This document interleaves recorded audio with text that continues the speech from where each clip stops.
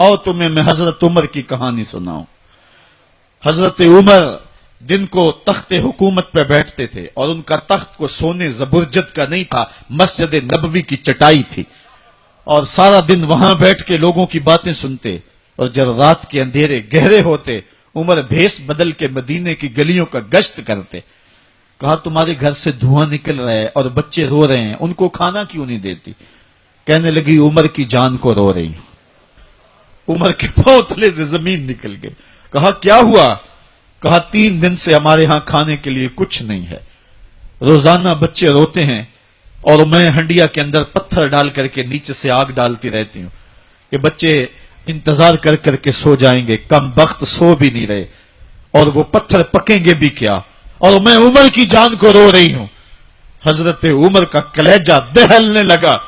फौरन पलटे वापस बैतुल माल में आए, घी का एक कनस्तर लिया, आटे की बोरी ली, मिर्च मसाला जात बहुत कुछ उठाया, अपने कंधे पे रखा, बोरी अपनी कमर पे लादी। उमर बैतुल माल से निकले तो आपके खादम असलम ने देख लिया, आगे बढ़ा, कहा मेरे आका मैं उठाता हूं। उमर की आंखों में आंसू है। कहा असलम कयामत के दिन मेरा बोझ उठा लोगे? कहा कयामत के दिन तो अपना अपना बोझ उठाना पड़ेगा। कहा उमर को आज अपना ही उठाने दो। हजरत उमर वो घी का कनस्तर और वो आटे की बोरी सर पे उठाए हैं और उस खातून के घर जाते हैं और दस्तक देते हैं। वो जब देखती है उसकी जान में जान आ जाती है। कहा जल्दी जल्दी आटा गूंदो, और उमर सब्जी काटने लग जाते हैं।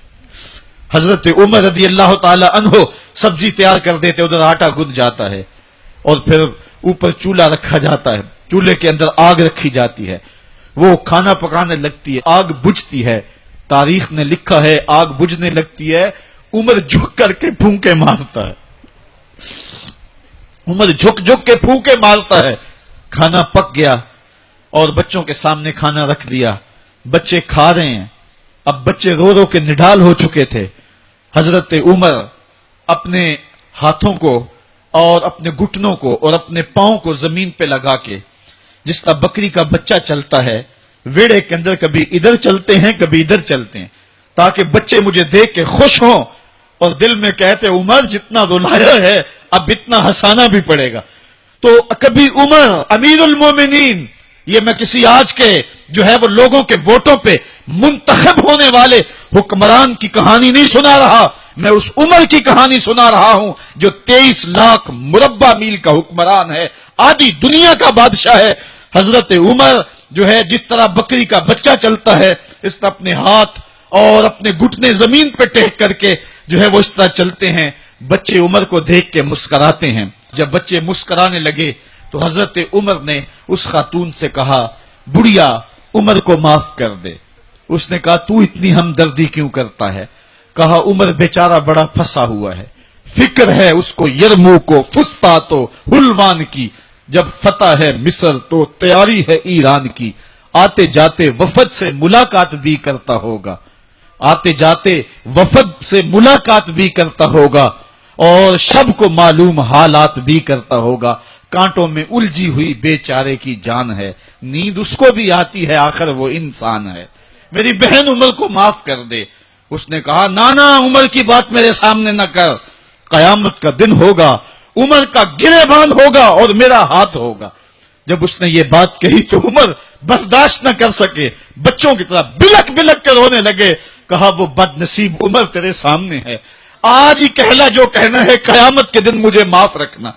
उसने कहा तू उमर है? कहा बदनसीब उमर तेरे सामने खड़ा हूं। मेरे उमर कहते हैं अगर दजला के किनारे एक बकरी का बच्चा भी प्यासा मर गया उसका हिसाब भी उमर से लिया जाएगा। अल्लाह अकबर। मैं इस हजरत उमर की कहानी सुनाने लगा था। हजरत उमर निकले यरूशलेम में, एक ऊंट है एक गुलाम है, कभी वो सवार होता है कभी आप बारी मुकर्रर की है।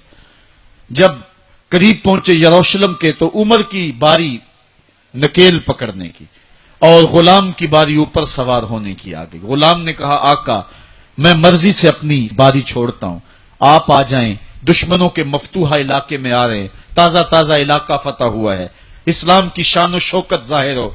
उमर ने कहा इस्लाम की शान और शौकत ऐसे जाहिर नहीं होती है, अपनी बारी पे तुम बैठोगे, अपनी बारी पे मैं बैठूंगा। लोग मुंतजिर खड़े हैं, دور سے جب دیکھا کہا اس کی ہیبت سے کانپتے تھے ہم، یہ تو کوئی حبشی لگتا ہے، رنگ کالا ہے، ہونٹ موٹے ہیں، اس سے تو زیادہ حسین اس کا غلام ہے جو آگے آگے چل رہا ہے۔ حضرت ابو عبیدہ نے کہا دھوکہ کھا رہے ہو، ہمارا آقا وہ نہیں ہے جو اونٹنی کے اوپر سوار ہے، ہمارا آقا وہ ہے جو لگام تھامے آگے آگے چل رہا ہے۔